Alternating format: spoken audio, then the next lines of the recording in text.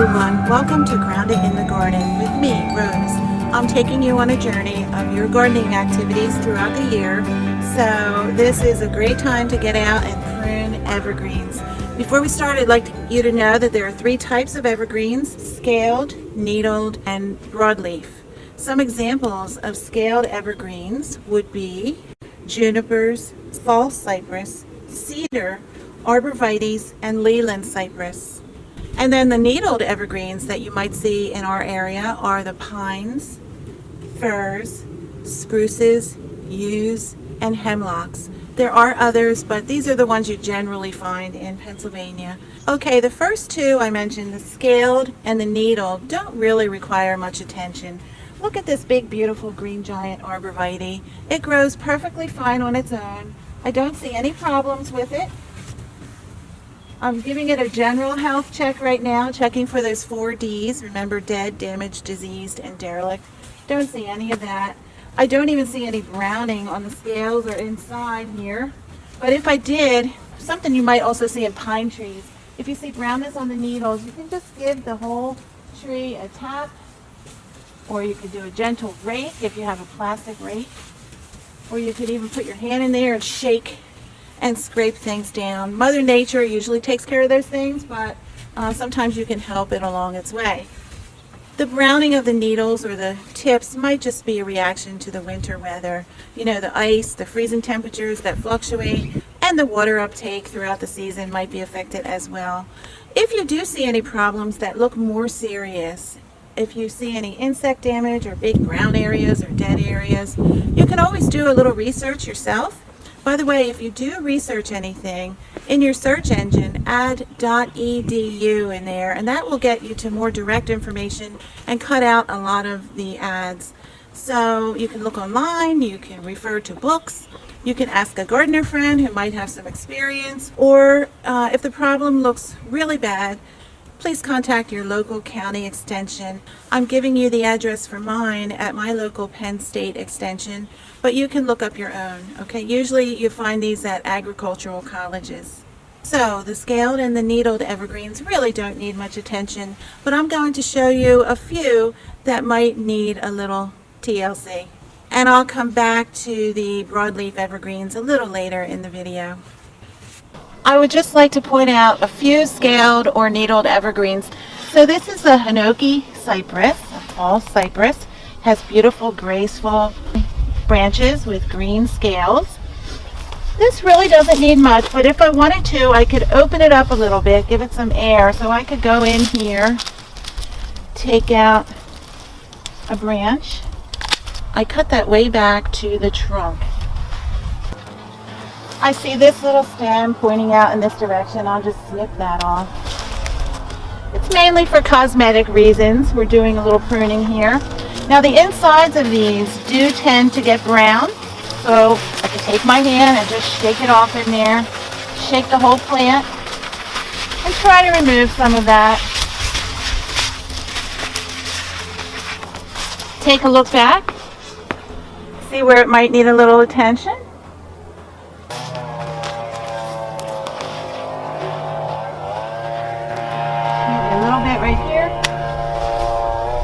There you go. That's all it needs. Here's another scaled evergreen. This is also a false cypress. It's a Chamaecyparis passifera prolifera aurea. It's really known for its beautiful arching branches and its changing colors throughout the season from yellow to lime green. Beautiful plant. Well, something happened to this plant about 1.5 years ago. I had to cut it back because our house had stucco at one point, and we had the stucco removed and then replaced with stone and siding. So this column here by the driveway was redone, and any surfaces needed at least 2 to 3 feet for the men to work. So this was cut way back, and you can see it hasn't grown back. Last summer it didn't grow back at all on these branches here. The reason being is that when you cut a scaled evergreen, if you cut beyond the green parts, you will not get any regrowth. That's just how it works. So this part might not grow back, but the other leaves could fall over it and hide it. And I can prune this to try to help it get back to its more graceful form. So first I want to get rid of any dryness from the inside. I'll shake it. Getting it ready for a new season. Wake up. As I'm looking in there, I do see some denseness. So I do want to open it up, let some air and sunshine in here. So I'm just going to cut out a few holes in the top. That's called hole punching or depth pruning.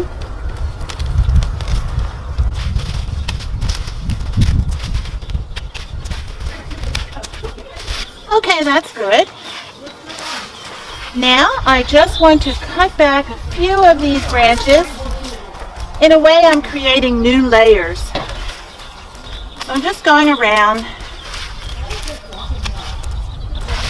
and cutting out some of the layers.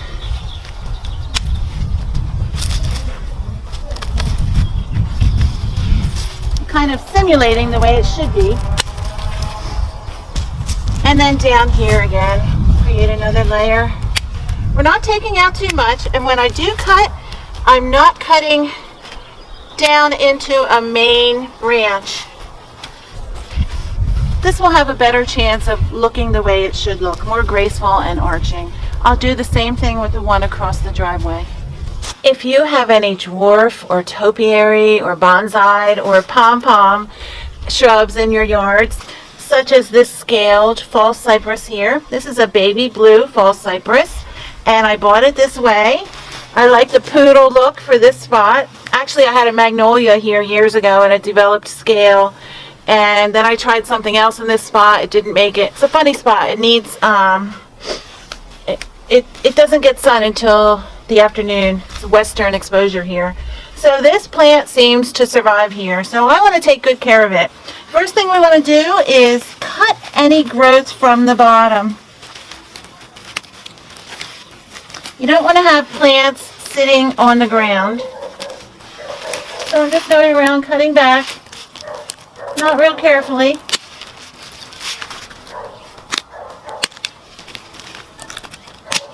When you have plants that go all the way down to the ground, you're just inviting problems. Little insects, fungus, diseases. So you want to clear the ground area. I'll finish that when you're not looking. And then you have some obvious clouds or balls on this plant, so you'd want to go around.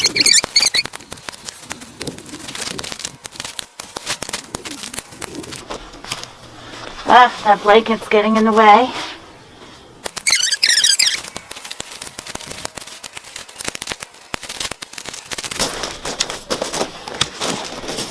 Now I want to go back over any little spots that I couldn't get with the shears.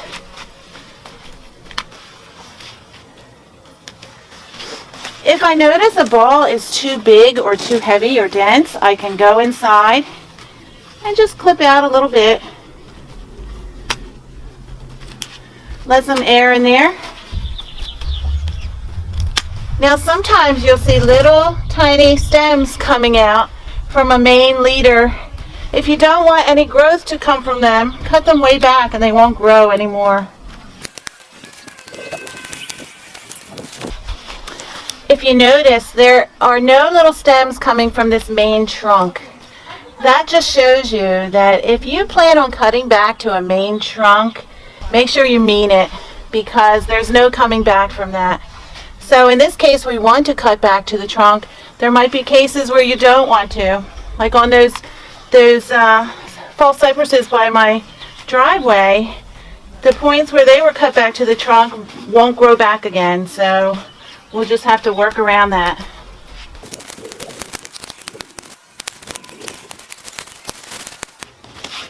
So if you wanted this to come out more like a spray with more of an Asian Zen look, you could form it out of a ball and into more of a spray, more of a point here, and just guide it along. So it is now spring. We're doing our hard pruning here, but throughout the season we'll have to come back a few more times, and that will give you more chances to shape it the way you'd like it.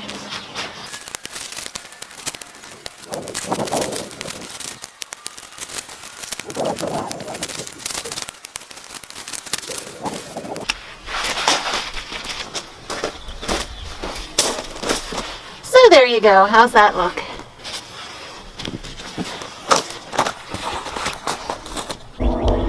This, by the way, is a conical upright form of the baby blue fall cypress. So many plants come in different shapes and sizes, and this one really doesn't need much work at all. From time to time throughout the season, I'll just come snip here or there just to keep its shape. But it's beautiful. It makes a great accent plant for this corner of the house. Hi, I'm sitting here in front of this little spreading juniper plant, and I want you to see that I cleaned my pruners and took the opportunity to sharpen them at the same time. I just finished pruning a boxwood that had powdery mildew on it, so I changed my gloves and cleaned my tools. Threw out those leaves in the trash. Now I'm pruning this juniper back. This juniper was planted probably 6 or 7 years ago. I planted it along with about 5 other ones in this bed that I created under this red Japanese maple here. It's a Sango Keiku variety with bright red stems all winter. And since that's a little Asian looking, I thought, well, these would look really pretty spreading underneath it. Well, that didn't work. I only have 2 surviving. Right now, I'm trimming off any dead wood. Anything dead that's depleting the energy from this poor baby. This is a real rejuvenation pruning right here. I feel so terrible I neglected this for so long. I tried. I really worked on this bed, putting compost down and mulch every season. Okay, so I removed most of the dead stems or dead growth that I saw. Now, this doesn't look too good here either. I'm going to cut down to the next node where I see some nice new growth. Okay.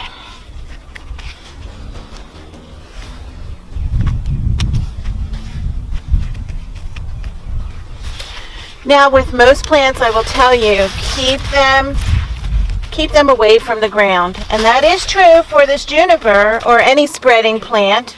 You want to keep the soil from mounding around the base of the plant. That's not a good thing. But with junipers, what they do, oh, here's a nice weed. You can tell I've been neglecting my yard just like many of you may have been. But it's never too late to get outside. The only thing that might be late is any weeds that have flowers on them.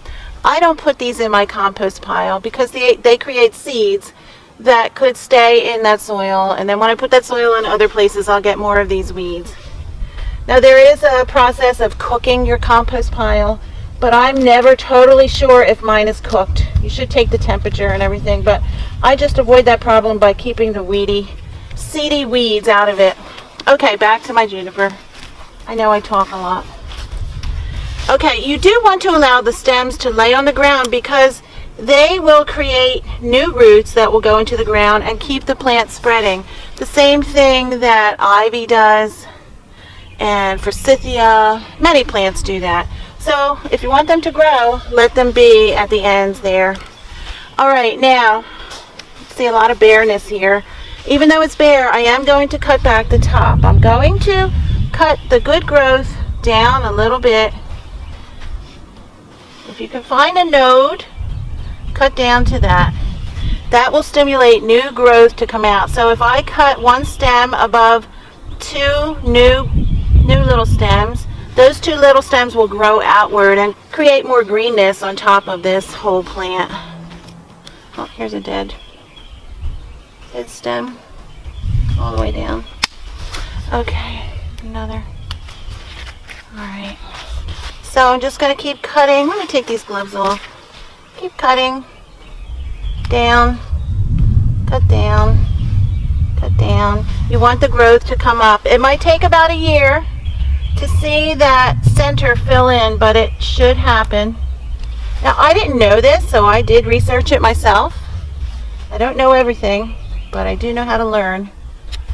So, okay, I cut a lot of the top part. And now, even though the tips are not spreading, if I find any healthy ones, I'm going to cut back to an axil or a node to stimulate new growth from there. Once again, it seems crazy that I'm cutting back, but that will stimulate new growth. So I want to create new branches that come out on the ends here.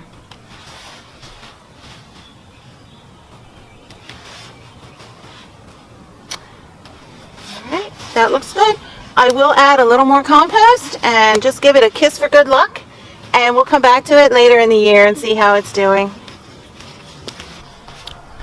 Now here's a needled evergreen. This is a dwarf white pine, and I just love it here. I love the light blue color, and I just, it matches the other white pines in the area, and I just think it's beautiful.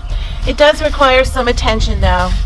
Now, deep inside here, this pine tip will develop a candle which will stick out, it will grow out, and when it's finished growing, that will be the time to clip it back, either all the way or halfway, to basically stunt the growth of your plant. We buy these dwarf plants because they fit in our spot. We want to keep them small, so that is the way to do it. It's not time now. You don't do that until about the beginning of June, but I wanted to mention it since we're talking about pruning. But what we can do now is just prune back the areas we want. Make sure the plant has enough air and sunlight. And it looks like it's thinned out enough. But over here, I do have a little sidewalk, so I want to make sure these branches here are cut back so that they don't keep growing into the sidewalk. Cutting back to a node as usual. Another word for node is axil or crotch. And just like most other plants, if you cut all the way to a main trunk or main stem, you should not expect any growth from that point. So I want to be careful. Maybe this one here.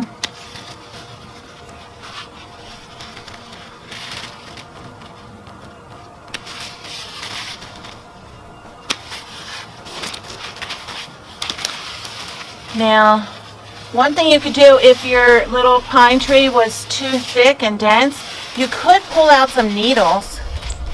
This is a bonsai technique, and that will help slow the growth and thin out the plant. This plant is pretty thin, so I don't want to keep doing that. So I'm showing you the picture now of what you can do when early June comes. You'll be surprised how quickly those candles grow within usually a 3-week period. So you can cut them all back and your plant will stay the same size, or you can cut some half, some all the way, or all halfway. It's up to you, depending on the growth that you want of your plant and how much space you have for it. So there you go. Okay, are you ready for some broadleaf evergreens? Let me show you a few you might find around this area. They would be your hollies, boxwoods, cherry laurels, some azaleas, rhododendrons, Aucuba japonica, Nandina domestica, and some magnolias. So any of these evergreens have leaves on them. They have broad leaves, okay? They could be pointy, they could be round, they could be big, they could be small, but they're all broadleaf evergreens. Here we have a Japanese holly. The variety is called Steeds, S-T-E-E-D-S. It's a nice upright conical form, and I put it in this spot knowing that I would have to keep it tidy to fit into this little area. There's a walkway right here, and then just maybe 4 feet of bed between the walkway and the house. So if this was out in the open, I would love to just prune it here and there just to keep it, just to give it a healthy shape, put some air pockets in there, and let it grow more freely. But since it is in this spot, I do take the electric hedge trimmers to it, and it comes out pretty well. The important thing is to try to remember to keep the stems at the top. You need the leaders up there. It looks like, well, last year I couldn't do much in my own yard, so I hired people to do it. And it looks like they did cut off a main leader, but we do have another piece here that will become the main leader So I just want to make sure that I keep that there. So I'm going to get my electric trimmers. One thing I want you to notice is how I wrapped this cord inside the handle and around to plug it in. I spent way too many years of hedge trimming, and the cord would keep falling out. And then someone told me this simple idea, and ever since then I've been doing it. You may have known it already, but I didn't at one time.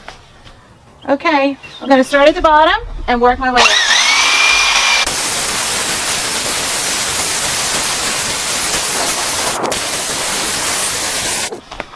Okay, that's it.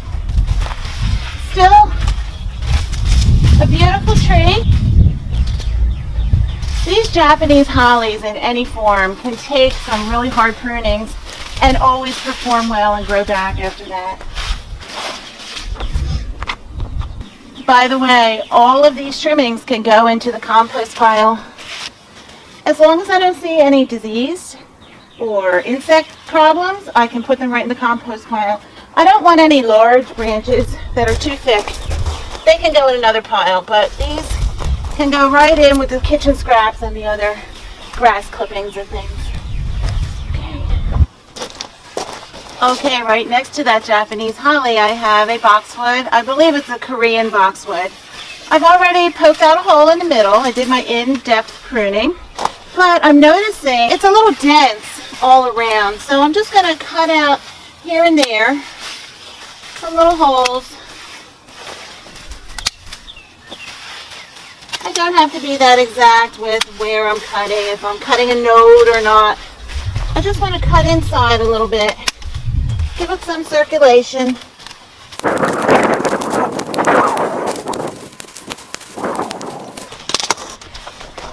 Okay, now that that's done, I will use the electric trimmer. And there's one thing I'm not sure if you know. Boxwoods are best pruned when the top is narrow and the bottom is wider, like a skirt. Okay, in the old days, they used to be the opposite. You'd have the bottom narrow and they would come out in a vase shape. The reason it's done this way now with the bottom wider is to allow more sunlight to get to the bottom. And if you go to a lot of public gardens, you'll notice that that's how they're cutting them these days. So let me try to get this one into that shape I'm talking about. And now I will trim off the top.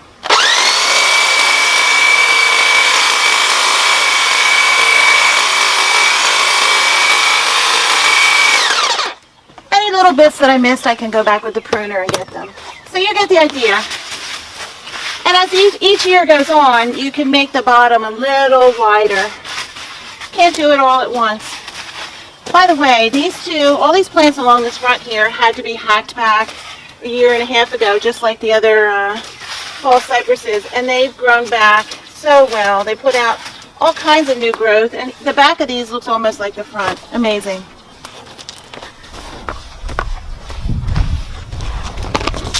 Before I get started with this boxwood plant that matches the other over there, I just want to mention two really important things. I waited for 2 days to come out here to do this segment of the video because it rained. You should never ever do any type of yard work if the plants are wet or if the soil is wet. You're inviting insects or bacteria or diseases into your plants if you do. Okay, so I'm seeing some powdery mildew on this shrub here. So I will not put these clippings into my compost pile. They will go into a trash bag and get taken away. I'll also have to clean my trimmers and my pruners after this because I know there is a problem that I could transfer to other plants, and I don't want that, and either do you. Here's the old teacher in me coming out. Okay, this is a great time to show you this since I had one plant next to the other. Have you heard the terms opposite, alternate in plants or trees? Well, here's an example. One of these is a boxwood and the other is a holly. Can you tell which one has opposite branching? Yes, this one. See this? You have two leaves coming out at exactly the same point, the same axil or node. That's called opposite branching. And that is not only on the little stem of a plant, it carries on throughout the whole plant through major branches. So that's one way to identify a tree. Here's an example of a holly. You can see that each leaf comes out at a different point along the stem. That's alternate branching. So, just a little lesson for you. Okay, here's a boxwood that I've had at the edge of my woods ever since we moved in here. Normally I wouldn't have a plant like this in my woods. I prefer more native, natural looking plants. But this one is trying to be like the others. It's trying to spread out naturally. So I'm just going to keep it that way. We're in the backyard. It doesn't have to be formal or match the look of the house or anything. So first I'm doing my health check. It actually looks pretty good in here. Mother Nature's been doing a good job. And I'm just going to prune back just to allow or stimulate new growth here and there. Really don't have to do anything. Oh, you know what? There is one thing I really need to do, and that is the bottom. We don't want the branches touching the bottom. So I'm going to clear those out all the way around. Okay, I gave this boxwood a little bit of pruning, and I did go all the way around the bottom to make sure that none of the branches were touching the ground. I'm going to grab the camera to show you something. If you look underneath, you can see that many of those roots are exposed. So you know what I'm going to do, right? Add some compost, even some more topsoil and mulch around the bottom. I want to cover those roots, but I don't want to cover the base of the plant as usual.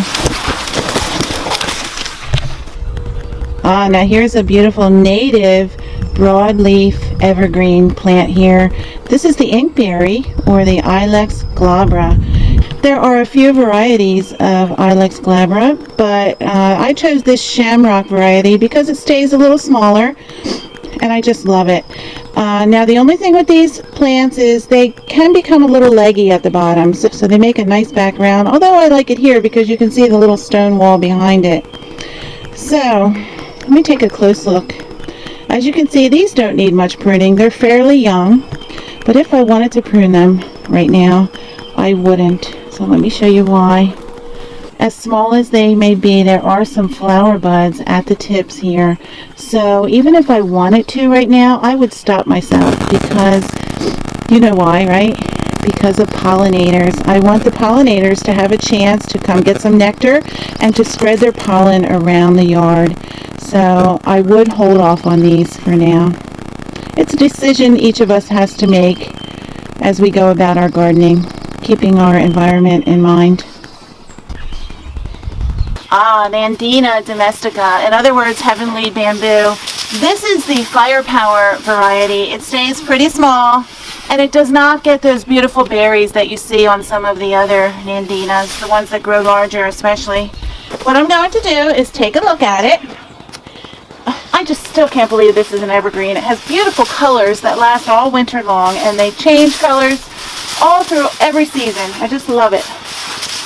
So what I'm doing is looking inside, and I'm going to take out 2, possibly 3 main old stems from the middle, just to give it some air circulation and allow sunlight to come in. There's one little one. Very old here. It's a pretty old one. Alright, here we go. Maybe I need my loppers for this. No, I got it. Okay. There you go. Big piece. Wow, that would look nice in a vase, wouldn't it? Okay, so that was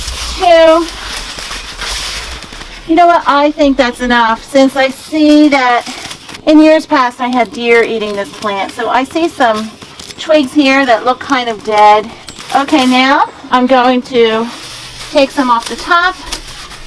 As with other shrubs, deciduous or evergreen, we don't want to take more than 1/3 off the plant in 1 year. There's always next year to cut more.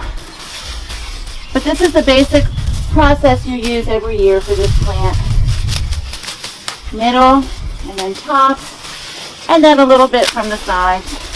I'm cutting off some of that pretty color, but don't worry, it will come back. Look at that. Here's some new growth. Take that. Okay. That's enough. Looks good. Okay, baby. Grow. Oh, here's a dead branch. Alright. There you have it. Here's another example of a broadleaf evergreen, a magnolia. As you can see, it's going to bud some flowers soon.